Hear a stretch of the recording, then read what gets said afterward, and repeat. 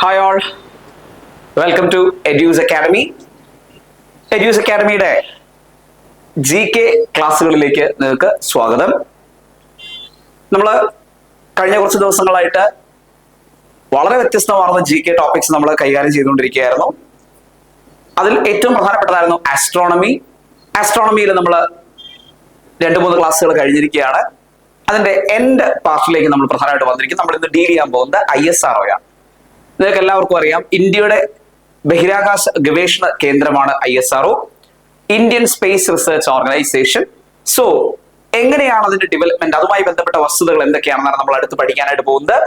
So Indian space organisation നിങ്ങൾക്കറിയാം, Indian space ഓർഗനൈസേഷന്റെ starting INCOSPAR എന്ന പേരിലായിരുന്നു. ഇൻകോസ്പാർ എല്ലാവരും പ്രത്യേകം ഓർത്തിരിക്കുക. INCOSPAR full form Indian national committee of space research. Indian national committee for space research എന്നായിരുന്നു എന്ത് ഇൻകോസ്പാറിന്റെ ഫുൾ ഫോം എന്ന് പറയുന്നത്. 1962 ഇത് എസ്റ്റാബ്ലിഷ്ഡ് ആവുന്നത്. 1962 ഇത് എസ്റ്റാബ്ലിഷ്ഡ് ആയത്. വളരെ പ്രധാനപ്പെട്ട ഡാറ്റയാണ്, പ്രത്യേകം ഓർത്തിരിക്കുക. സോ ഇൻകോസ്പാർ ഇന്ത്യൻ സ്പേസ് പ്രോഗ്രാമിന്റെ ആ ഒരു സ്റ്റിമുലേഷന് വേണ്ടിയിട്ടും പ്രത്യേകിച്ച് ഇന്ത്യയുടെ ബഹിരാകാശ ഗവേഷണങ്ങൾക്കുള്ള വളർച്ചയ്ക്ക് വേണ്ടിയിട്ടുമാണ് ആ കമ്മിറ്റി ഫോം ചെയ്തത്. സോ ഈ പറയുന്ന പോലെ തന്നെ ഈ കമ്മിറ്റിയാണ് പിന്നീട് ഇന്ത്യയുടെ സ്പേസ് റിസർച്ചിങ് ഏജൻസി ആയിട്ട് മാറിയത്. That is ISRO. ISRO establish ചെയ്ത വർഷം ചോദിച്ചു കഴിഞ്ഞാൽ 1969 ഓഗസ്റ്റ് 15 വളരെ എളുപ്പത്തിൽ പഠിക്കാം. ISRO എസ്റ്റാബ്ലിഷ്ഡ് ആയ വർഷം 1969 ഓഗസ്റ്റ് 15. ഇപ്പൊ നിങ്ങൾക്കറിയാം, ലോകത്ത് ആദ്യമായിട്ട് മനുഷ്യൻ ചന്ദ്രനിൽ കാലുകുത്തിയ വർഷം കൂടിയാണ് 1969. സോ മനുഷ്യൻ ചന്ദ്രനിൽ കാലുകുത്തിയപ്പോൾ നിങ്ങൾക്കറിയാം, നീൽ ആംസ്ട്രോങ് നാസയുടെ പ്രോഗ്രാമിന്റെ ഭാഗമായിട്ടാണ് ISROയുടെ ആ ഒരു സ്പെസിഫിക്കേഷൻ പ്രത്യേകം പിടിച്ചു പറ്റുന്ന. ISROയുടെ സ്പെസിഫിക്കേഷൻ മാത്രമല്ല, ലോകത്തിന്റെ സ്പെസിഫിക്കേഷൻ പിടിച്ചു പറ്റുന്നത് അല്ലെ. അപ്പൊ ഞാൻ പ്രത്യേകിച്ച് പറഞ്ഞു വരുന്നത്, നീൽ ആംസ്ട്രോങ് ISRO ഇൻസ്പയർ ചെയ്ത് നമുക്ക് വേണമെങ്കിൽ ഓർത്തിരിക്കാം ഇല്ലേ. അപ്പോ നീൽ ആംസ്ട്രോങ് ചന്ദ്രനിൽ പോയത് കണ്ടപ്പോ നമ്മുടെ സ്പേസ് റിസർച്ച് ഏജൻസിക്ക് ഒരു സ്ഥാപനമായിട്ട് നിലവിൽ വരാനും ആ റിസർച്ച് സ്റ്റാർട്ട് ചെയ്യാനും ഒക്കെ ഒരു എന്താ പറയുക, ഒരു ഇൻസ്പിറേഷൻ ഉണ്ടായെന്ന് നമുക്ക് ജസ്റ്റ് ഒന്ന് ഓർത്തിരിക്കാം. അപ്പോൾ വളരെ ഇമ്പോർട്ടന്റ് ആണ്. 1969 ഓഗസ്റ്റ് 15 വളരെ ഇമ്പോർട്ടന്റ് ആണ്. ISRO നിലവിൽ വന്നു, വളരെ ഇമ്പോർട്ടന്റ് ആണ്. പഴയ പേര് INCOSPAR, full form Indian national committee for space research. വളരെ പ്രധാനപ്പെട്ട ഡാറ്റയാണ്, ഓർത്തിരിക്കുക. ഇനി നമ്മൾ പഠിച്ചിരുന്ന മറ്റൊരു പ്രധാനപ്പെട്ട ഭാഗമാണ് ISROയുടെ ഹെഡ്ക്വാർട്ടേഴ്സ് എവിടെയാണ്. ഹെഡ്ക്വാർട്ടേഴ്സ് ഓഫ് ISRO എന്ന് പറയുന്നത് അന്തരീക്ഷ് ഭവനാണ്. വളരെ ഇമ്പോർട്ടന്റ് ആണ്, ഓർത്തിരിക്കുക. ഹെഡ്ക്വാർട്ടേഴ്സ് ഓഫ് ISRO എന്ന് പറയുന്നത് എന്താ? അന്തരീക്ഷ് ഭവനാണ്. പ്രത്യേകം മനസ്സിലാക്കുക. എവിടെയാണ് സ്ഥിതി എന്ന് ചോദിച്ചാൽ ബാംഗ്ലൂർ ആണ്. ഓക്കെ അല്ലെ, ബംഗളൂരുവിലാണ് സ്ഥിതി ചെയ്യുന്നത്. നിങ്ങൾക്കറിയാം, ബാംഗ്ലൂരിന്റെ ഇപ്പോഴത്തെ പേരാണ് ബംഗളൂരു. സോ വളരെ ഇമ്പോർട്ടന്റ് ആണ്. ഡിപ്പാർട്ട്മെന്റ് ഓഫ് സ്പേസും സ്പേസ് കമ്മീഷനും എസ്റ്റാബ്ലിഷ്ഡ് ആവുന്നത് 1972. വളരെ ഇമ്പോർട്ടന്റ് ആണ്. ISRO എന്ന് പറയുന്ന സ്പേസ് ഏജൻസി വന്നത് 69 ഡിപ്പാർട്ട്മെന്റ് ഓഫ് സ്പേസും വളരെ ഇമ്പോർട്ടന്റ് ആണ്. അതുപോലെ തന്നെ സ്പേസ് കമ്മീഷനും നിലവിൽ വന്നത് 1972. നിലവിൽ ISROയുടെ ചെയർമാൻ എന്ന് പറയുന്നത് S സോമനാഥ് ആണ്. എല്ലാവർക്കും അറിയാവുന്ന കാര്യമാണ്, ഓർത്തിരിക്കുക ഒരിക്കൽ കൂടി. നിലവിലെ chairman as on August 2024 2024 August base ചെയ്തിട്ടാണ് ഞാൻ ഈ പറയുന്നത്. പ്രത്യേകം ഓർത്തിരിക്കുക, സോമനാഥ് S സോമനാഥ് ആണ് ISROയുടെ ചെയർമാൻ. അപ്പൊ പെട്ടെന്ന് പറഞ്ഞ കാര്യങ്ങൾ, ISROയുടെ പഴയ പേര് ഇൻകോസ്പാർ. ISRO ഈ പറയുന്ന പോലെ തന്നെ ഓർത്തിരിക്കുക. ഇൻകോസ്പാർ എന്ന പേരിൽ ആദ്യം നിലവിൽ വരുന്നത് 1962.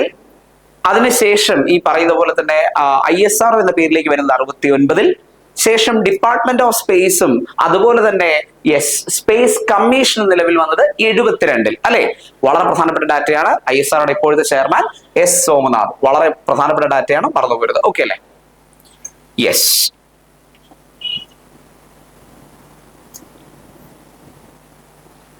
ISRO was brought under the control of Department of Space in September 1972. Already ഞാൻ പറഞ്ഞു, ഡിപ്പാർട്ട്മെന്റ് നിലവിൽ വന്നത് പ്രത്യേകം ഓർത്തിരിക്കുക 1972. തീർച്ചയായിട്ടും മറന്നു പോരുത്. സോ ആ ഡിപ്പാർട്ട്മെന്റിന് കീഴിലേക്ക് ISRO കൊണ്ടുവരുന്നത് 1972 തന്നെയാണ്. അതുപോലെ തന്നെ ഓർത്തിരിക്കുക, the first rocket launching station in India is TERS. നമ്മുടെ തുമ്പ റോക്കറ്റ് ലോഞ്ചിങ് സ്റ്റേഷന്റെ ഷോർട്ട് ഫോം ആണ് TERS. Full form Thumba equatorial rocket launching station. Civil service പരീക്ഷയുടെ ഇന്റർവ്യൂവിന് പോലും ചോദിച്ചിട്ടുള്ള ഒരു ഫുൾ ഫോം ആണിത്. തീർച്ചയായും അത്ര പ്രധാനപ്പെട്ടതാണെന്ന് ഓർത്തിരിക്കുക. 1962 തന്നെയാണ് TERS നിലവിൽ വരുന്നത്. തുമ്പ TERS നിലവിൽ വരുന്നത്. നിങ്ങൾ ഓർത്ത് നോക്കിയേ, ഇൻകോസ്പാർ എന്ന പേരിൽ ISRO ആദ്യമേ നിലവിൽ വരുന്നത് വളരെ ഇമ്പോർട്ടന്റ് ആണ്. 1962 പറഞ്ഞു അല്ലെ. 1962. സോ റോക്കറ്റ് വിക്ഷേപിക്കുക എന്നുള്ളതാണല്ലോ ISROയുടെ പ്രധാനപ്പെട്ട ധർമ്മങ്ങളിൽ ഒന്ന് അല്ലെ. സ്പേസ് റിസർച്ച് നടത്തണമെന്നുണ്ടെങ്കിൽ റോക്കറ്റ് വിക്ഷേപിക്കണം. അപ്പൊ അതിനുവേണ്ടി Thumba equatorial rocket launching station എന്ന് തന്നെയായിരിക്കും വന്നിരിക്കുക. 62 തന്നെയാണ്. അപ്പൊ Thumba equatorial rocket launching station വളരെ ഇമ്പോർട്ടന്റ് ആണ്. 1962. എന്താണ് ഈ പേരിന്റെ സവിശേഷത എന്ന് വെച്ച് കഴിഞ്ഞാൽ വളരെ ഇമ്പോർട്ടന്റ് ആണ്. ഇക്വേറ്ററിന് അല്ലെങ്കിൽ ഭൂമധ്യരേഖയോട് വളരെ അടുത്ത് നിൽക്കുന്നതാണ് ഇത് ടേൾസ് എന്ന് പറയുന്നത്. ക്ലിയർ ആണ്. Then the recent satellite launched by ISRO is PSLV C42. Recent satellite എന്ന് പറഞ്ഞു കഴിഞ്ഞാൽ വളരെ ഇമ്പോർട്ടന്റ് ആണ്. Recent satellites launched by ISRO through ഏത് റോക്കറ്റ് എന്നാണ് ചോദിക്കുന്നത്. അത് PSLV C42 ബേസ്ഡ് ആയിട്ടാണ് അയച്ചിരിക്കുന്നത്. PSLV C42 വളരെ അടുത്ത കാലത്തായിട്ട് ചെയ്തതാണ് കേട്ടോ. യെസ്. ഇനി PSLV C42 ഈ പറയുന്ന പോലെ റീജനറേറ്റ് ചെയ്ത് വീണ്ടും ഉപയോഗിച്ചതാണെന്ന് നിങ്ങൾ മനസ്സിലാക്കുക. റീജനറേറ്റ് ചെയ്ത് വീണ്ടും ഉപയോഗിച്ചതാണ്. ഓക്കെ അല്ലെ? യെസ്. അടുത്തത് വളരെ ഇമ്പോർട്ടന്റ് ആയിട്ടുള്ള മറ്റൊരു എന്താണ് ഏജൻസി അല്ലെങ്കിൽ സ്ഥാപനത്തിലേക്കാണ് നമ്മൾ പോകുന്നത്. VSSC. ക്ലിയർ ആണ്. ഇപ്പൊ നമ്മൾ ISRO കുറിച്ചുള്ള ഡീറ്റെയിൽസ് എല്ലാം പറഞ്ഞു. ISROയുമായി ബന്ധപ്പെട്ട് നമ്മൾ ആകെ 3 വർഷങ്ങളെ പ്രധാനമായിട്ടും ഡീൽ ചെയ്തുള്ളൂ. 3 വർഷങ്ങൾ 62, 69, 72 ഇല്ലേ? 62, 69, 72 3 വർഷങ്ങൾ ഓർത്തിരുന്നാൽ മതി ISROയുമായി ബന്ധപ്പെട്ട് പ്രധാനമായിട്ടും. ഓക്കെ അല്ലെ? ദെൻ വളരെ പ്രധാനപ്പെട്ട ഡാറ്റയാണ്, തീർച്ചയായിട്ടും ഓർത്തിരിക്കുക. വിക്രം സാരാഭായ് സ്പേസ് സെന്ററിനെ കുറിച്ചാണ് നമ്മൾ അടുത്ത് പഠിക്കുന്നത്. VSSC വളരെ ഇമ്പോർട്ടന്റ് ആണ്. VSSC എന്ന് പറയുന്നത് പ്രത്യേകം ഓർത്തിരിക്കുക. One of the leading centres of ISRO under the department of space in India. വളരെ ഇമ്പോർട്ടന്റ് ആണ്. പ്രധാനമായിട്ടും വിക്രം സാരാഭായ് സ്പേസ് സെന്റർ ഈ പറയുന്ന പോലെ തന്നെ നമ്മുടെ വിക്ഷേപണങ്ങളുമായി ബന്ധപ്പെട്ട റിസർച്ച് നടക്കുന്ന സ്ഥാപനം തന്നെയാണ്. തീർച്ചയായിട്ടും ഓർത്തിരിക്കുക. VSSC എന്ന് പറയുന്നത് എന്താണ്, ആരുടെ പേരിലാണെന്ന് ചോദിച്ചു കഴിഞ്ഞാൽ വളരെ ഇമ്പോർട്ടന്റ് ആണ്. വിക്രം സാരാഭായുടെ പേരിലാണ് ഇത് ഡീൽ ചെയ്യപ്പെടുന്നത്. ആരാണ് വിക്രം സാരാഭായ് എന്ന് ചോദിച്ചാൽ father of Indian space program. നിങ്ങൾ അറിയുക, APJ അബ്ദുൽ കലാം എന്ന് പറയുന്ന ഡോക്ടർ APJ അബ്ദുൽ കലാം എന്ന് പറയുന്ന ലെജൻഡ് തന്റെ ഗുരുവായിട്ട് കണ്ടിരിക്കുന്ന പ്രധാനപ്പെട്ട 2 പേരുടെ പേരുകൾ അദ്ദേഹം അടിക്കടി പറയാറുണ്ട്. സ്പേസ് രംഗത്ത്, അദ്ദേഹം ടീച്ചേഴ്സിന്റെ കാര്യമല്ല, അത് എല്ലാവർക്കും അറിയാവുന്ന കാര്യമാണ്. സ്പേസ് രംഗത്ത് അദ്ദേഹത്തിന്റെ അധികായരെന്ന് അദ്ദേഹം തന്നെ അവകാശപ്പെട്ടിരുന്ന 2 പേരുകൾ, അദ്ദേഹത്തിന്റെ ഗുരുക്കന്മാരെന്ന് അദ്ദേഹം അവകാശപ്പെട്ടിരുന്ന 2 പേരുകൾ, ഒന്ന് വിക്രം സാരാഭായ്, മറ്റൊന്ന് സതീഷ് ധവാൻ. ക്ലിയർ ആണ്. 2 പേരുടെയും പേരുകൾ നിങ്ങൾ ഇവിടെ കേട്ടിട്ടുണ്ട് അല്ലെ? യെസ്, തീർച്ചയായിട്ടും കേട്ടിട്ടുണ്ട്. അങ്ങനെ എവിടെയെങ്കിലും അല്ല, ഇന്ത്യയുടെ ബഹിരാകാശ രംഗത്ത് വലിയ കുതിച്ചുചാട്ടം ഉണ്ടാക്കാൻ പോകുന്ന നേതൃത്വം നൽകിയ 2 പേരാണ് വിക്രം സാരാഭായും സതീഷ് ധവാനും. ക്ലിയർ ആണ്. സോ ഡോക്ടർ വിക്രം സാരാഭായ് എന്ന് പറയുന്ന father of Indian space program ആണ്. അദ്ദേഹത്തിന്റെ പേരിൽ അറിയപ്പെടുന്ന സെന്ററാണ് VSSC. ആദ്യത്തെ ചെയർമാനും ISROയുടെ ആദ്യത്തെ ചെയർമാനും ആര് തന്നെയായിരുന്നു? വിക്രം സാരാഭായ് തന്നെയായിരുന്നു. ഓർത്തിരിക്കുക. എന്നാ ഫോം ചെയ്ത ISRO? 1969 അല്ലെ? പഴയ പേര് ഇൻകോസ്പാർ എന്ന ഫോം ചെയ്ത് 1962. തുമ്പ ഇക്വറ്റോറിയൽ റോക്കറ്റ് ലോഞ്ചിങ് സ്റ്റേഷൻ എന്നായിരുന്നു 1962 അല്ലെ? Yes, good. So the cradle of space sciences in India എന്നറിയപ്പെടുന്നത് ഫിസിക്കൽ റിസർച്ച് ലബോറട്ടറി ആണ്. അത് കണ്ടെത്തിയതും വിക്രം സാരാഭായ് ആണ്. പ്രത്യേകം ഓർത്തിരിക്കുക.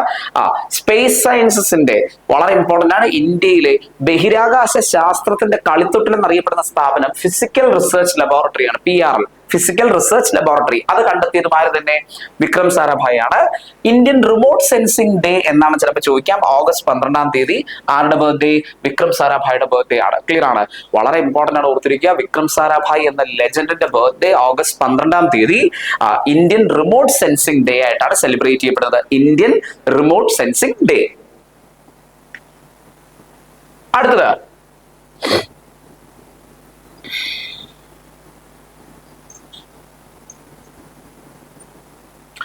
വളരെ ഇമ്പോർട്ടന്റ് ആണ്. ഞാൻ പറഞ്ഞു സതീഷ് ധവാൻ എന്നൊരു പേര് ഇല്ലേ? വളരെ ഇമ്പോർട്ടന്റ് ആണ്, ഓർത്തിരിക്കുക. സതീഷ് ധവാൻ എന്നൊരു പേര് ഞാൻ ഇൻട്രൊഡ്യൂസ് ചെയ്തിരുന്നു നിങ്ങളോട്. APJ അബ്ദുൽ കലാം അവരുടെ മറ്റൊരു പ്രധാനപ്പെട്ട ഗുരുവായിരുന്നു. ഇദ്ദേഹത്തിന്റെ പേരിലുള്ള സെന്ററിൽ നിന്നാണ്, സ്ഥാപനത്തിൽ നിന്നാണ് നമ്മൾ എന്ത് ചെയ്യുന്നത്? സാറ്റലൈറ്റ് ലോഞ്ച് ചെയ്യുന്ന കൂട്ടുകാരെ പ്രത്യേകം ഓർത്തിരിക്കുക. ഇന്ത്യയുടെ ഒരേ ഒരു സാറ്റലൈറ്റ് ലോഞ്ചിങ് സ്റ്റേഷനാണ് ഇത് സതീഷ് ധവാൻ സ്പേസ് സെന്റർ എന്ന് പറയുന്നത്. അപ്പൊ ഒരിക്കലൂടി ഇന്ത്യയുടെ ഒരേ ഒരു സാറ്റലൈറ്റ് ലോഞ്ചിങ് സ്റ്റേഷനാണ് ഇത് സതീഷ് ധവാൻ സ്പേസ് സെന്റർ എന്ന് പറയുന്നത്. നിങ്ങൾക്ക് എല്ലാവർക്കും അറിയാം. സതീഷ് ധവാൻ സ്പേസ് സെന്റർ എന്ന് പറയുന്നത് എവിടെയാണ് സ്ഥിതി എന്ന് ചോദിച്ചു കഴിഞ്ഞാൽ ശ്രീഹരിക്കോട്ടയാണ്, ആന്ധ്രാപ്രദേശ്. വളരെ ഇമ്പോർട്ടന്റ് ആണ്, ഓർത്തിരിക്കുക. ആന്ധ്രാപ്രദേശിലെ ശ്രീഹരിക്കോട്ടയിലാണ് സ്ഥിതി ചെയ്യുന്നത്. ശ്രീഹരിക്കോട്ടയെ എപ്പോഴും വിളിക്കുന്നത് ശ്രീഹരിക്കോട്ട അഥവാ ഷാർ എന്ന് വിളിക്കാറുണ്ട്. ഓക്കെ അല്ലെ? വളരെ ഇമ്പോർട്ടന്റ് ആണ്. ശ്രീഹരിക്കോട്ടയെ ഷാർ എന്ന് ചുരുക്കി വിളിക്കാറുണ്ട്. ശ്രീഹരിക്കോട്ട. ഓക്കെ അല്ലെ? യെസ്. സോ ഈ ശ്രീഹരിക്കോട്ട സ്ഥിതി ചെയ്യുന്നത് പുലിക്കെട്ട് തടാകത്തിലാണ്. കാരണം ശ്രീഹരിക്കോട്ട ഒരു ദ്വീപ് കൂടിയാണ്, നിങ്ങൾ തിരിച്ചറിയുക.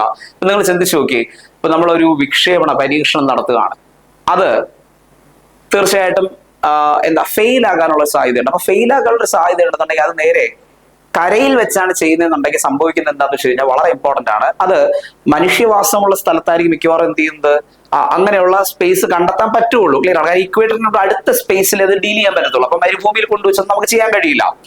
ഇപ്പോൾ ന്യൂക്ലിയർ വിക്ഷേപണമോ ബോംബ് പരീക്ഷണമോ ഒക്കെ ആണെങ്കിൽ നമുക്ക് എന്ത് ചെയ്യാം, മരുഭൂമി കൊണ്ട് ചെയ്യാം. എന്നാൽ ഈ പറയുന്ന പോലെ ബഹിരാകാശത്തേക്ക് എന്തെങ്കിലും ഒന്ന് വിക്ഷേപിക്കുന്ന സമയത്ത് പെട്ടെന്ന് അത് എന്ത് ചെയ്യാൻ വേണ്ടിയിട്ട്, അതിന്റെ ഓർബിറ്റിലേക്ക് എത്താൻ വേണ്ടിയിട്ട് നമുക്ക് ഏറ്റവും നല്ലത് ഇക്വേറ്ററിനോട് അടുത്ത് നിന്ന് ചെയ്യുന്നതാണ്. കാര്യം ഇക്വേറ്ററിൽ നിന്ന് വളരെ ഇമ്പോർട്ടന്റ് ആണ്. ഈ പറയുന്ന പോലെ തന്നെ നമുക്ക് എളുപ്പത്തിൽ സ്പേസിലേക്ക് കാര്യങ്ങൾ വിക്ഷേപിക്കാൻ കഴിയും. അതിന്റെ സയൻസ് ഒക്കെ നിങ്ങൾ പഠിച്ചിട്ടുണ്ട്. സോ പ്രത്യേകം ഓർത്തിരുന്നേ. അപ്പൊ അങ്ങനെ ഒരു റോക്കറ്റ് വിക്ഷേപണമോ സാറ്റലൈറ്റിന്റെ പരീക്ഷണമോ ഒക്കെ റോക്കറ്റിലൂടെ ചെയ്യുമ്പോഴോ ഒക്കെ പ്രത്യേകം ശ്രദ്ധിക്കേണ്ട ഒരു വസ്തുത, മനുഷ്യവാസത്തിനോട് അടുത്തുള്ള സ്ഥലത്ത് മാത്രമേ ഇത് ചെയ്യാൻ പറ്റുള്ളൂ എന്നുള്ളതാണ് ഏറ്റവും വലിയ വസ്തുത. അപ്പോ അത് തന്നെ കരയിൽ വെച്ച് ചെയ്തു കഴിഞ്ഞാൽ, ഇത് ഫെയിൽ ആയി കഴിഞ്ഞാൽ പിന്നെ ജനങ്ങൾക്ക് അത് വലിയ തോതിലുള്ള എന്തുണ്ടാവും, നഷ്ടങ്ങൾ വരുത്തി വയ്ക്കും. ഒരുപാട് പേരുടെ ജീവന് ഹാനികരമായിട്ട് അതൊക്കെ മാറും. അതുകൊണ്ട് തന്നെ മനുഷ്യവാസത്തോട് അടുത്തുള്ള എന്നാൽ വലിയ രീതിയിലുള്ള പരിക്കുകൾ പറ്റാൻ സാധ്യത ഇല്ലാത്തൊരു സ്ഥലമാണ് ഈ പറയുന്ന തടാകങ്ങൾക്ക് നടുവിൽ വെച്ചത് ഡീൽ ചെയ്യുമ്പോൾ വലിയ ബുദ്ധിമുട്ടുണ്ടാവില്ല. ഓക്കെ അല്ലേ? അതുകൊണ്ടാണ് ഇത് ശ്രീഹരിക്കോട്ട എന്ന് പറയുന്ന ദ്വീപ് കണ്ടെത്തി പുലിക്കെട്ട് തടാകത്തിനകത്തുള്ള ഈ പറയുന്ന ശ്രീഹരിക്കോട്ട ദ്വീപിനകത്ത് വെച്ച് എന്ത് ചെയ്യുന്നത്, ഈ പറയുന്ന പോലെ തന്നെ സാറ്റലൈറ്റ്സ് വിക്ഷേപിക്കുന്ന അല്ലെങ്കിൽ റോക്കറ്റ്സ് വിക്ഷേപിക്കുന്നത്. ഓക്കെ അല്ലെ? അപ്പൊ ശ്രീഹരിക്കോട്ട ഒരു ദ്വീപാണ് എന്നൊരു സ്റ്റേറ്റ്മെന്റ് ഒക്കെ വന്നാൽ ട്രൂ എടുത്തോളാം. ഓക്കെ അല്ലെ? അത് ഏത് തടാകത്തിലെ ദ്വീപ? പുലിക്കെട്ട് തടാകം. അപ്പൊ നിങ്ങൾ അറിയുക, സതീഷ് ധവാൻ പുലിയായിരുന്നു അല്ലെ? സതീഷ് ധവാൻ പുലിയായിരുന്നു. അതുപോലെ തന്നെ സാറ്റലൈറ്റും റോക്കറ്റും ഒക്കെ വിക്ഷേപിക്കുന്നവരും എന്താണ്, പുലികളാണെന്ന് ഓർത്തിരിക്കുക. അപ്പൊ ഏത് തടാകം? പുലിക്കെട്ട് തടാകം. ഓക്കെ അല്ലെ? Yes, good. Satish Dhawan space centre നിലവിൽ വന്നത് 1971 അടൽ ബിഹാരി വാജ്പേയി എന്ന് പറയുന്ന ഇന്ത്യൻ പ്രൈം മിനിസ്റ്റർ, നിങ്ങൾക്ക് എല്ലാവർക്കും അറിയാവുന്ന വ്യക്തിത്വമാണ് അദ്ദേഹം.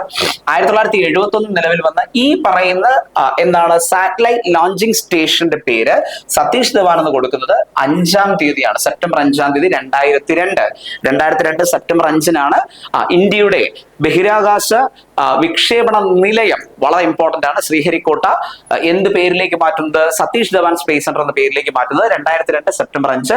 നിങ്ങൾക്കറിയാം ഇന്ത്യയുടെ കേപ്പ് കെന്നഡി എന്നറിയപ്പെടുന്ന സ്ഥലവും ഈ പറയുന്ന പോലെ സതീഷ് ധവാൻ സ്പേസ് സെന്റർ ശ്രീഹരിക്കോട്ടയാണ്. നിങ്ങൾക്കറിയാം നാസയുടെ പ്രധാനപ്പെട്ട ബഹിരാകാശ വിക്ഷേപണമെല്ലാം നടക്കുന്നത് കേപ്പ് കെന്നഡിയിൽ വെച്ചിട്ടാണ്.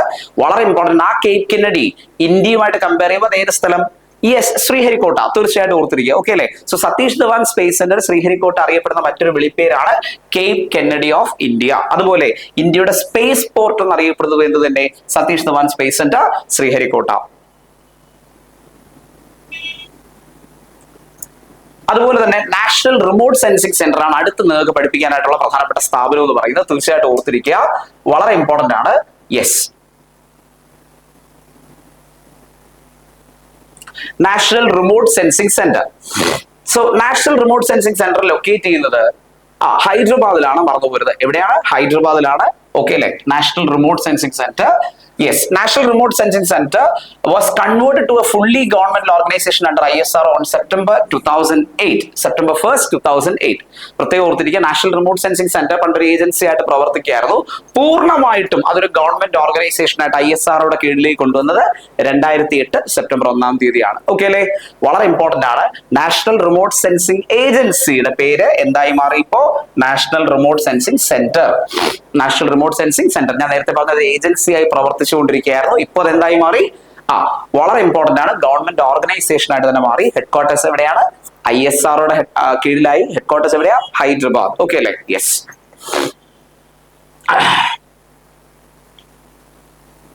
അടുത്തത് ആൻട്രിക്സ് കോർപ്പറേഷനെ കുറിച്ചാണ് നമ്മുടെ സംസാരം. ആൻട്രിക്സ് കോർപ്പറേഷൻ എല്ലാവർക്കും അറിയാവുന്നതാണ്. പ്രത്യേകം ഓർത്തിരിക്കുക, എന്താണ് ISROയുമായി ബന്ധപ്പെട്ട് ആൻട്രിക്സ് കോർപ്പറേഷന്റെ സവിശേഷത നമുക്കൊന്ന് നോക്കാം. വളരെ ഇമ്പോർട്ടന്റ് ആണ്. ആൻട്രിക്സ് കോർപ്പറേഷൻ ആണ് ISROയുടെ കൊമേഴ്ഷ്യൽ വിങ് എന്നറിയപ്പെടുന്നത്. ISROയുടെ കൊമേഴ്ഷ്യൽ വിങ് എന്നറിയപ്പെടുന്നത് ഏതാ? ആൻട്രിക്സ് കോർപ്പറേഷൻ ആണ്, മറന്നുപോരുത്. അപ്പോ പ്രത്യേകം ശ്രദ്ധിക്കുക, ഒരു വിദേശ രാജ്യത്തിന് ഈ പറയുന്ന പോലെ ISROയുമായി ബന്ധപ്പെട്ട ഒരു ബിസിനസ് ചെയ്യാൻ താല്പര്യമുണ്ടെന്നുണ്ടെങ്കിൽ, അല്ലെങ്കിൽ ഈ പറയുന്നത് ഇന്ത്യയിൽ ഏതെങ്കിലും ഒരു സ്ഥാപനം തന്നെ, കൊമേഴ്ഷ്യൽ ആയിട്ടുള്ള ഒരു സ്ഥാപനം ഈ പറയുന്ന പോലെ തന്നെ ISROയുമായി ചേർന്ന് എന്തെങ്കിലും ഒരു പ്രോജക്ട് ചെയ്യണമെങ്കിൽ അവർ സമീപിക്കുന്നത് ആൻട്രിക്സ് കോർപ്പറേഷനെ ആയിരിക്കും. ക്ലിയർ ആണ്? ആൻട്രിക്സ് കോർപ്പറേഷൻ നിലവിൽ വന്നത് 1992 സെപ്റ്റംബർ 28. 1992 സെപ്റ്റംബർ 28-നാണ് എന്ത് നിലവിൽ വരുന്നത്? ആൻട്രിക്സ് കോർപ്പറേഷൻ നിലവിൽ വരുന്നത്. അത് ISROയുടെ എന്ത് വിങ് ആണ്? കൊമേഴ്ഷ്യൽ വിങ് ആണ്. നിങ്ങൾ തിരിച്ചറിയുക. ക്ലിയർ ആണ്? So headquarters of Antrix corporation ഇവിടെ തന്നെ ബംഗളൂരു തന്നെയാണ്. നിങ്ങൾക്കറിയാം, ഞാൻ പറഞ്ഞു ISROയുടെ ഹെഡ്ക്വാർട്ടേഴ്സ് എവിടെയെന്നാ പറഞ്ഞ? അന്തരീക്ഷ് ഭവൻ ബംഗളൂരു. അന്തരീക്ഷ് ഭവൻ ബംഗളൂരു ആണ് എന്ത്? ISROയുടെ ഹെഡ്ക്വാർട്ടേഴ്സ് നേരത്തെ പറഞ്ഞു. സോ ആൻട്രിക്സ് കോർപ്പറേഷന്റെ ഹെഡ്ക്വാർട്ടേഴ്സ് എവിടെ തന്നെ? ബംഗളൂരുവിലാണ്. So the organization working under ISRO providing space products and services to international customers worldwide. So പ്രധാനമായിട്ട് ഞാൻ പറഞ്ഞു ഇന്റർനാഷണൽ കസ്റ്റമേഴ്സിനാണ് എന്ത് ഇവര് സർവീസുകൾ നൽകുന്നത്. അപ്പൊ ISROയുടെ സ്പേസ് പ്രോഡക്റ്റുകളായിരുന്നാലും ശരി, ISROയുടെ സർവീസുകളായിരുന്നാലും ശരി, പ്രധാനമായിട്ടും വിദേശ രാജ്യങ്ങൾക്ക് അവർക്ക് ഡീൽ ചെയ്ത് നൽകുന്നത് ISROയുടെ ഏത് വിങ്ങാണ്? അത് അവരുടെ കൊമേഴ്ഷ്യൽ വിങ്ങാണ്. അവരുടെ കൊമേഴ്ഷ്യൽ വിങ് അറിയപ്പെടുന്ന പേര് ആൻഡ്രിക്സ് കോർപ്പറേഷൻ. വളരെ ഇമ്പോർട്ടന്റ് ആണ്. ഇനി നമ്മുടെ ചെറിയ ചില വിക്ഷേപണങ്ങളെ കുറിച്ച് നമ്മൾ പഠിക്കുകയാണ്. ചെറിയ ചില വിക്ഷേപണങ്ങൾ ഞാൻ ഉദ്ദേശിച്ചത് പ്രധാനമായിട്ട് ഓർത്തിരിക്കുക. വളരെ ചെറിയ രീതിയിലുള്ള ഫാക്ടുകൾ എന്നേ ഞാൻ പറയുന്നുള്ളൂ. വളരെ വലിയ കാര്യങ്ങളാണ് നമ്മൾ ISROയുടെ കീഴിൽ നമ്മൾ എന്ത് ചെയ്യുന്നത്, ഡീൽ ചെയ്ത്. സോ അവയൊന്നും നിസ്സാരവൽക്കരിക്കല്ല, പെട്ടെന്ന് നമ്മൾ ഒന്ന് ചുരുക്കി പറയാൻ ശ്രമിക്കുന്നു എന്നാണ് ഞാൻ ഉദ്ദേശിച്ചത് കേട്ടോ. ശരി, the first sounding rocket launched from Thumba is called Nike Apache. ചില നിക്കി അപ്പാച്ചെ എന്ന് പറയാറുണ്ട്, നൈക് അപ്പാച്ചെ എന്ന് പറഞ്ഞാൽ തെറ്റില്ല. സോ 1963 നവംബർ 21 ഇത് വിക്ഷേപിക്കുന്നത്. ഞാൻ നേരത്തെ ഒരു ചോദ്യം ചോദിച്ചത്, ടേൾസ് എപ്പോഴാ വന്നേ? 1962. ടേൾസ് വന്നത് 62-ലാണെങ്കിൽ ആദ്യത്തെ റോക്കറ്റ് വിക്ഷേപിക്കുന്നത് 63-ലാണ്. ആദ്യത്തെ സൗണ്ടിങ് റോക്കറ്റ് എന്ന് പറയുന്നത് നൈക് അപ്പാച്ചെ എന്നാണ്. 63-ലാണ് ആദ്യമായിട്ട് വിക്ഷേപിക്കുന്നത്. Date November 21.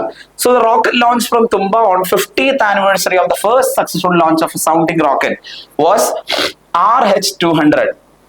വളരെ ഇമ്പോർട്ടന്റ് ആണ്, ഓർത്തിരിക്കുക. RH-200 എന്ന് പറയുന്ന റോക്കറ്റ് ആണ് 50ാം വാർഷികം പ്രമാണിച്ച് തുമ്പയിൽ നിന്ന് വിക്ഷേപിച്ചത്. ആദ്യത്തെ വിക്ഷേപണത്തിന്റെ 50ാം വാർഷികത്തെ അടിസ്ഥാനപ്പെടുത്തിക്കൊണ്ട് പ്രത്യേകം ഓർത്തിരിക്കുക, വിക്ഷേപിച്ച റോക്കറ്റ് ഏതെന്ന് ചോദിച്ചു കഴിഞ്ഞാൽ RH-200 ആണ്. 2013. ക്ലിയർ ആണ്. ഇപ്പൊ ഞാൻ പറഞ്ഞല്ലോ, കോമ്പറ്റേറ്റീവ് എക്സാംസ് ഏത് തന്നെ എടുത്താലും, അത് UPSC ആണെങ്കിലും ശരി, റെയിൽവേസിന്റെ എക്സാം ആണെങ്കിലും ശരി, SSCയുടെ ആണെങ്കിലും ശരി, ഇനി ഏതെങ്കിലും സ്റ്റേറ്റ് PSCകളുടെ ഒക്കെ ആണെങ്കിലും ശരി, ഇപ്പോ ക്വസ്റ്റ്യൻസ് വളരെയധികം കണ്ടുവരുന്ന ഒരു മേഖലയാണ് ആനിവേഴ്സറീസ് എന്ന് പറയുന്നത്. സോ പ്രത്യേകം ശ്രദ്ധിച്ച്, ആനിവേഴ്സറീസ് എന്ന് പറയുന്ന മേഖലയിൽ നിന്ന് ചോദിക്കാൻ സാധ്യതയുള്ള ചോദ്യങ്ങളാണ് ഈ പറയുന്ന 25th anniversary, 5th anniversary, 10th anniversary, 100th anniversary ഒക്കെ എന്ത് ചെയ്യാം, ചോദിക്കാം. അപ്പൊ ഈ പറയുന്ന പോലെ തന്നെ നിങ്ങൾ പ്രത്യേകം ശ്രദ്ധിച്ച്, ISROയുടെ 50ാം വാർഷികം 2019 നടന്നു. ഇപ്പൊ നമ്മൾ 2024 എത്തി നിൽക്കുന്നു.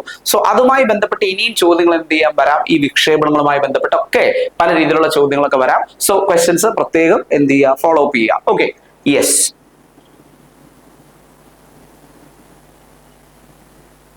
സോ ചില പ്രധാനപ്പെട്ട ഹെഡ് ക്വാർട്ടേഴ്സ് ഞാൻ പറയുന്നു. ISROയുമായി ബന്ധപ്പെട്ട സ്ഥാപനങ്ങളുടെ ചില പ്രധാനപ്പെട്ട ഹെഡ് ക്വാർട്ടേഴ്സ് ഞാൻ പറയുകയാണ്. So liquid propulsion system centre, liquid propulsion system centre എന്ന് പറയുന്നത് LPSC, ബംഗളൂരു, മഹേന്ദ്രഗിരി, തിരുവനന്തപുരം. യെസ്, വളരെ ഇമ്പോർട്ടന്റ് ആണ്, പ്രത്യേകം ഓർത്തിരിക്കുക.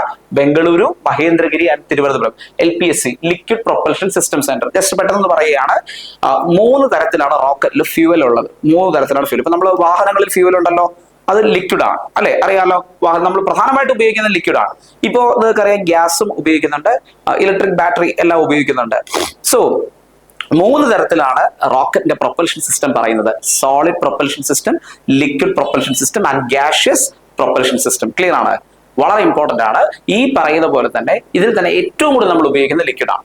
So liquid propulsion system centre 3 ഇടങ്ങളിലായിട്ടുണ്ട്: Bengaluru, Mahendragiri and Thiruvananthapuram. Then Indian deep space network എന്ന് പറയുന്നത് ബംഗളൂരു ആണ് headquarters. Indian deep space network.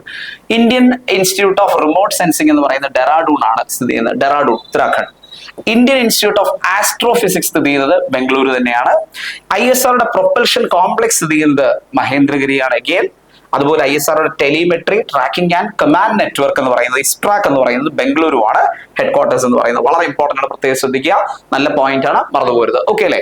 Yes. അപ്പൊ ഈ ഹെഡ് ക്വാർട്ടേഴ്സ് ജസ്റ്റ് നോക്കിയാൽ നിങ്ങൾക്ക് ഇതിൽ തന്നെ മനസ്സിലാവും, മെജോറിറ്റി കാര്യങ്ങളും ബംഗളൂരുവിൽ തന്നെയാണ്. എക്സ്ട്രാ വരുന്ന ചില സ്ഥലങ്ങളിൽ ഒന്ന് ഡെറാഡൂൺ ഞാൻ പറഞ്ഞു, തിരുവനന്തപുരം പറഞ്ഞു, അതുപോലെ മഹേന്ദ്രഗിരി പറഞ്ഞു അല്ലേ. അപ്പൊ അത് മാത്രം അങ്ങനെ തന്നെ ഫോക്കസ് ചെയ്യാൻ പഠിച്ച്, പ്രധാനമായിട്ട് ഏതെങ്കിലും ഒരു സ്ഥലത്ത് നിന്നുകൊണ്ട് എക്സ്ട്രാ വരുന്നത് മാത്രം എന്ത് ചെയ്യുക, മറ്റു സ്ഥലങ്ങളെന്ന് പഠിച്ചാൽ പോരെ. യെസ്. അപ്പൊ മെജോറിറ്റി ഏരിയകളും ബംഗളൂരിൽ തന്നെയാണ് ഹെഡ് ക്വാർട്ടേഴ്സ് വരുന്നത്. ഇപ്പൊ ISROയുടെ ഹെഡ് ക്വാർട്ടേഴ്സ് ബംഗളൂരു ആണെന്ന് നിങ്ങൾ പഠിച്ചു. അതുപോലെ തന്നെ ഇപ്പൊ ഇവിടെ തന്നെ നിങ്ങൾ നോക്കി, ലിക്വിഡ് പ്രൊപ്പൽഷൻ സിസ്റ്റം സെന്ററിന്റെ ആണ്, അതുപോലെ ഇന്ത്യൻ ഡീപ് സ്പേസ് നെറ്റ്വർക്കിന്റെ അവിടെയാണ്, ഇന്ത്യൻ ഇൻസ്റ്റിറ്റ്യൂട്ട് ഓഫ് ആസ്ട്രോഫിസിക്സ് അവിടെയാണ്, ISROയുടെ ടെലിമെട്രി ട്രാക്കിംഗ് ആൻഡ് കമാൻഡ് നെറ്റ്വർക്കിന്റെ അഥവാ ISTRACിന്റെതും എവിടെ തന്നെയാണ്? യെസ്, ബംഗളൂരു തന്നെയാണ്. ഓക്കെ അല്ലേ? യെസ്. അടുത്തത് ഇന്ത്യയുടെ ചില സ്പേസ് പ്രോഗ്രാംസ് നമ്മളൊന്ന് ഡീൽ ചെയ്യാൻ പോവാണ്.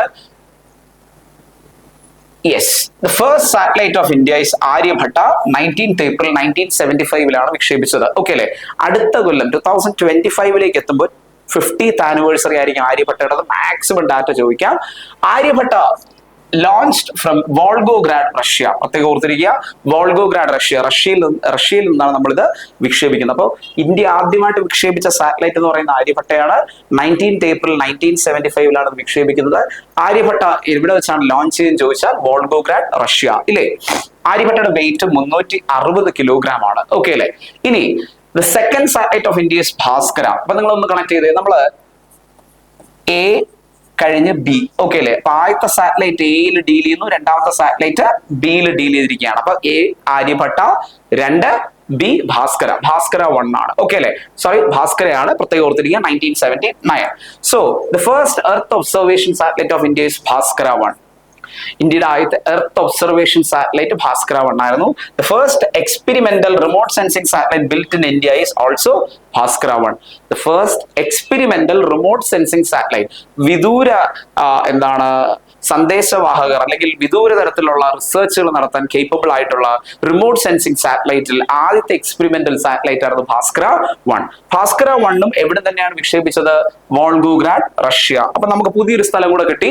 ആദ്യമായിട്ട് ഇന്ത്യ സാറ്റലൈറ്റുകൾ വിക്ഷേപിക്കുന്നത് വോൾഗോഗ്രാഡ്, റഷ്യയിൽ നിന്നാണ്. സോ അത് 1979 ഭാസ്കര നമ്മൾ വിക്ഷേപിക്കുന്നത് കേട്ടോ. 1975 ആര്യഭട്ട, 79 ഭാസ്കര. ഓക്കെ അല്ലെ?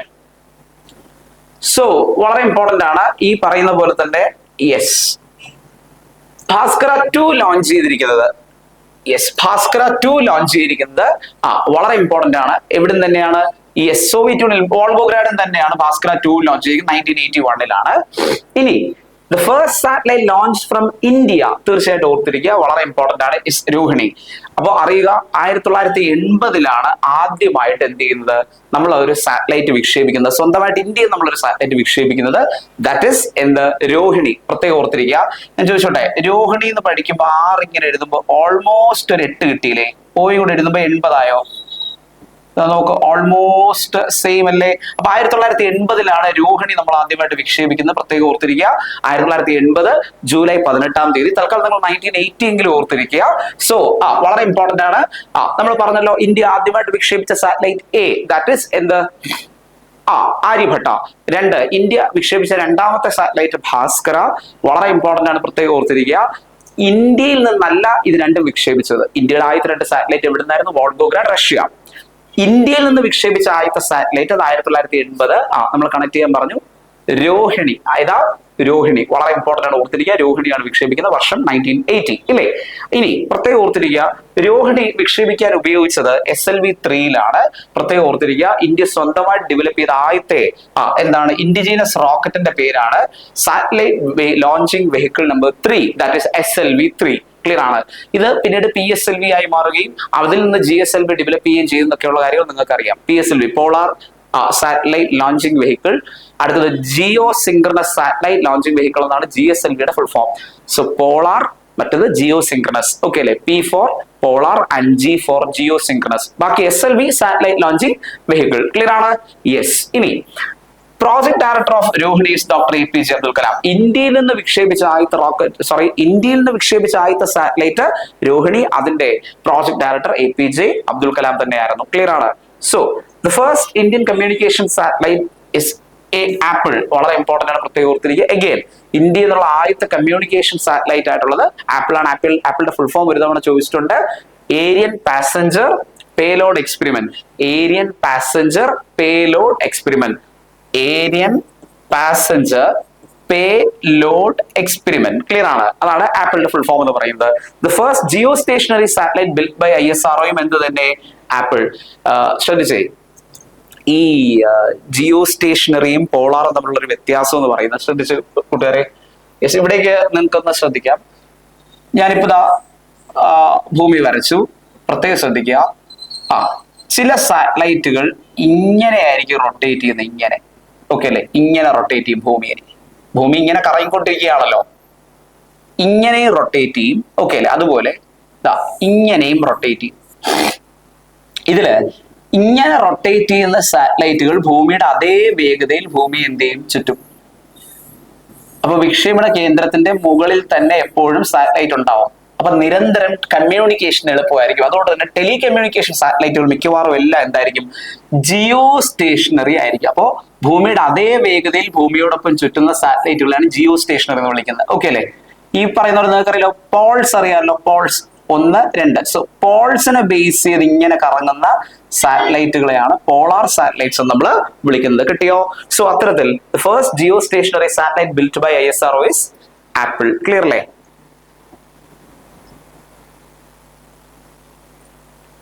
ആപ്പിൾ എന്നാണ് ലോഞ്ച് ചെയ്ത് ചോദിച്ചാൽ 1981 ആപ്പിൾ ലോഞ്ച് ചെയ്യുന്നത്.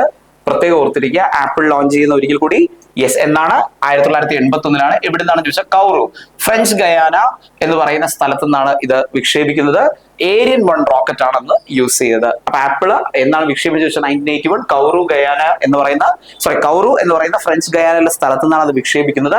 ഏരിയൻ 1 എന്ന് പറയുന്ന റോക്കറ്റ് ആണ് അതിനുവേണ്ടി യൂസ് ചെയ്തത്. ഓക്കെ അല്ലേ? ഇനി ഇന്ത്യയുടെ ആദ്യത്തെ റിമോട്ട് സെൻസിംഗ് സാറ്റലൈറ്റ് IRS-1A 1988 വിക്ഷേപിച്ചു. ഓക്കെ അല്ലേ? വളരെ ഇമ്പോർട്ടന്റ് ആണ്. ഖസാക്കിസ്ഥാൻ എന്നാണ് വിക്ഷേപിക്കുന്നത്. ബൈക്കനൂർ കോസ്മോഡ്രോം എന്നായിരുന്നു സെന്ററിന്റെ പേര്. ഇന്ത്യയുടെ ആദ്യത്തെ റിമോട്ട് സെൻസിംഗ് സാറ്റലൈറ്റ് IRS-1A. അടുത്തത് ഇന്ത്യയുടെ ആദ്യത്തെ മൾട്ടിപർപ്പസ് സാറ്റലൈറ്റ് ഏതാണെന്ന് ചോദിച്ചാൽ INSAT-2A ആണ്. അത് 1992 ബിൽറ്റ് ചെയ്തു. ഇതൊക്കെ ചോദ്യങ്ങളായിരുന്നു കേട്ടോ, GK ചോദ്യങ്ങളായിരുന്നു. പ്രത്യേകം ഓർത്തിരിക്കുക, സമയമെടുത്ത് നിങ്ങൾ പഠിക്കാൻ ശ്രമിക്കുക. ഒന്നുകൂടി, first multipurpose satellite built by India is INSAT-2A. അടുത്തത് first Indian satellite to study about ocean is OceanSat. വളരെ എളുപ്പത്തിൽ പഠിക്കാം. ആദ്യത്തെ മൾട്ടിപർപ്പസ് സാറ്റലൈറ്റ് INSAT-2A ആണെങ്കിൽ അത് 1992 വിക്ഷേപിച്ചു. ആദ്യമായിട്ട് ഓഷനെ കുറിച്ച് പഠിച്ചത് OceanSat 1999 അതിനെ വിക്ഷേപിക്കുന്നത്. 1999 ആദ്യമായിട്ട് ഡിസാസ്റ്റർ മാനേജ്മെന്റിന് വേണ്ടിയിട്ട് ഡെവലപ്പ് ചെയ്ത സാറ്റലൈറ്റ് ആണ് റിസാറ്റ്. നിങ്ങൾക്കറിയാം, നമ്മൾ അല്പകാലം മുമ്പ് നമ്മൾ വയനാട് ദുരന്തത്തെ കുറിച്ച് പഠിച്ചു, പ്രളയത്തെ കുറിച്ച് പഠിച്ചു. ആ സാഹചര്യങ്ങളിലൂടെ കടന്നുപോയി അല്ലെ?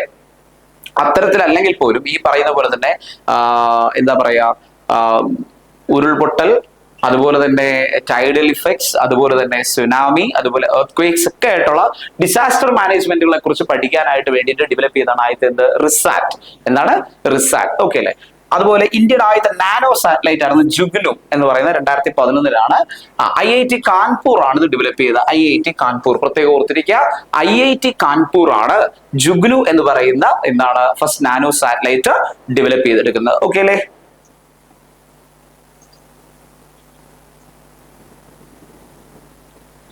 ഇന്ത്യയുടെ ആദ്യത്തെ ഡിഫൻസ് സാറ്റലൈറ്റ് ആയിരുന്നു. വളരെ ഇമ്പോർട്ടന്റ് ആണ്. ഡിഫൻസിന് വേണ്ടി മാത്രമായിട്ട് തയ്യാറാക്കിയ സാറ്റലൈറ്റ് ആയിരുന്നു GSAT-7. വളരെ ഇമ്പോർട്ടന്റ് ആണ്, ഓർത്തിരിക്കുക. GSAT-7 എന്ന് പറയുന്നത് 2013 വിക്ഷേപിച്ചത്. അതുപോലെ തന്നെ ആദ്യത്തെ ഇൻഡിജിനസ് റഡാർ ഇമേജിംഗ് സാറ്റലൈറ്റ് റിസാറ്റ്-1. നമ്മൾ നേരത്തെ പറഞ്ഞു റിസാറ്റിന്റെ പ്രത്യേകത ആദ്യത്തെ ഡിസാസ്റ്റർ മാനേജ്മെന്റ് റിസാറ്റ് ആയിരുന്നു. അതുപോലെ തന്നെ ആദ്യത്തെ ഇൻഡിജിനസ് റഡാർ ഇമേജിംഗ് സാറ്റലൈറ്റും എന്ത് തന്നെ റിസാറ്റിന്റെ ഫുൾ ഫോം തന്നെ അതാണ്. റഡാർ ഇമേജിംഗ് സാറ്റലൈറ്റ് തന്നെയാണ് ഫുൾ ഫോം, അതിൽ തന്നെ നിങ്ങൾക്ക് കിട്ടും. ഇനി ഇന്ത്യയുടെ ആദ്യത്തെ കാർട്ടോഗ്രഫി സാറ്റലൈറ്റ് ആണ് കാർട്ടോസാറ്റ്-1. മാപ്പുകൾ തയ്യാറാക്കാൻ വേണ്ടിയിട്ട് പ്രത്യേകിച്ച് റിസർച്ച് ചെയ്യാൻ വേണ്ടി വിട്ട സാറ്റലൈറ്റ് ആണ് കാർട്ടോസാറ്റ്. അപ്പൊ മാപ്പുകളെ കുറിച്ചുള്ള പഠനമാണ് കാർട്ടോഗ്രഫി. സോ അതിനെ ബേസ് ചെയ്ത് നിങ്ങൾക്ക് ഈസി ആയിട്ട് കിട്ടാൻ സാധ്യതയുള്ള ഒരു കാര്യമാണ് എന്ത്, മാപ്പുകളെ കുറിച്ച് അല്ലെങ്കിൽ എന്താണ് കാർട്ടോഗ്രഫിയെ കുറിച്ച് പഠിക്കാൻ വേണ്ടി വിക്ഷേപിച്ച ആദ്യത്തെ സാറ്റലൈറ്റ് ആണ് കാർട്ടോസാറ്റ്-1. ഓക്കെ അല്ലെ? ഇനി ഇന്ത്യയിൽ ആദ്യമായിട്ട് ഒരു യൂണിവേഴ്സിറ്റി സാറ്റലൈറ്റ് ലോഞ്ച് ചെയ്തു. അതാണ് അനുസാറ്റ് എന്ന് പറയും. അണ്ണാ യൂണിവേഴ്സിറ്റി തമിഴ്നാടുമാണ് അത് ചെയ്തത്. സോ അണ്ണാ യൂണിവേഴ്സിറ്റി നിങ്ങൾക്കറിയാം, അല്പകാലം മുമ്പ് പുറത്തിറങ്ങിയ ഇന്ത്യയിലെ ഏറ്റവും മികച്ച യൂണിവേഴ്സിറ്റികളുടെ റാങ്ക് ലിസ്റ്റിൽ ഇടം പിടിച്ച യൂണിവേഴ്സിറ്റിയാണ് അണ്ണാ യൂണിവേഴ്സിറ്റി തമിഴ്നാടു. സോ ആ അണ്ണാ യൂണിവേഴ്സിറ്റിയാണ് ആദ്യമായിട്ട് സാറ്റലൈറ്റ് ഇന്ത്യയിൽ ലോഞ്ച് ചെയ്ത യൂണിവേഴ്സിറ്റിയായി മാറിയത്. ഓക്കെ അല്ലേ? The heaviest rocket built by in India GSLV Mark 3. പ്രത്യേകം ഓർത്തിരിക്കുക, ഇന്ത്യയിൽ ഡെവലപ്പ് ചെയ്ത ഏറ്റവും ഭാരം കൂടിയ റോക്കറ്റ് ആണ് GSLV Mark 3. സയന്റിസ്റ്റുകൾ ഇതിനൊരു വിശേഷണം നൽകിയിട്ടുണ്ട്, ബഹിരാകാശ ഗവേഷകർ ഇതിനൊരു വിശേഷണം നൽകിയിട്ടുണ്ട്. ഇന്ത്യയുടെ ബാഹുബലി എന്നറിയപ്പെടുന്ന റോക്കറ്റ്, ഇന്ത്യയുടെ ബാഹുബലി എന്നറിയപ്പെടുന്ന റോക്കറ്റ് ഏതാണ്? GSLV Mark 3. ക്ലിയർ അല്ലേ? അടുത്തത് the book released by ISRO on Indian space program is from fishing hamlet to red planet. നല്ല പോയിന്റ് ആണ്. From fishing hamlet to red planet. കൃത്യമായിട്ട് ഓർത്തിരിക്കുക, from fishing hamlet to red planet. വളരെ important ആണ്, മറന്നുപോരുത്. Okay അല്ലേ? Yes, തീർച്ചയായിട്ടും ഓർത്തിരിക്കുക. ഇത് ആരുടെ പുസ്തകമാണെന്ന് ചോദിച്ചാൽ ISRO പുറത്തിറക്കിയ പുസ്തകമാണ്. എന്തിനെ കുറിച്ച്? ഇന്ത്യയുടെ സ്പേസ് പ്രോഗ്രാമുകളെ കുറിച്ചും ISROയുടെ ചരിത്രത്തെ കുറിച്ചും ഒക്കെ പറഞ്ഞുകൊണ്ട് ഇറക്കിയ പുസ്തകമാണ്. ഒരിക്കൽ കൂടി ആ പുസ്തകത്തിന്റെ പേരെന്ന് പറഞ്ഞേ, from fishing hamlet to red planet. Yes.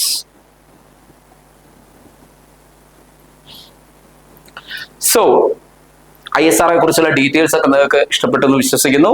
Astronomy വളരെ ടഫാണെന്ന് എനിക്കറിയാം, എങ്കിലും GK ഏരിയയിൽ ഏറ്റവും പ്രധാനപ്പെട്ട ഒരു ഏരിയയാണ് ആസ്ട്രോണമി. നമ്മൾ ഈ തന്നിരിക്കുന്ന ഇത്രയും ഏരിയകൾ മാക്സിമം നിങ്ങൾ പഠിച്ചു പോവുക.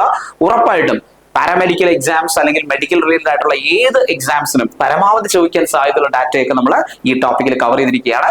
Hope you enjoyed. We'll see you in next video. Thank you.